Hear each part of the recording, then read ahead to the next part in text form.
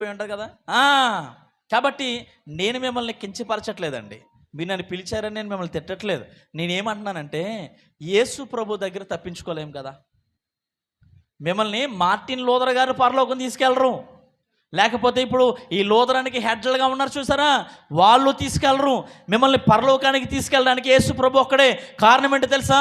నీ కొరకు నా కొరకు తన ప్రాణాన్ని పెట్టాడు ఆయన, తన రక్తాన్ని కార్చాడు ఆయన, చనిపోయాడు ఆయన, ఆయన తిరిగి లేచాడు ఆయన. కాబట్టి యేసు ప్రభు ద్వారా పరలోకం వెళ్ళాలి.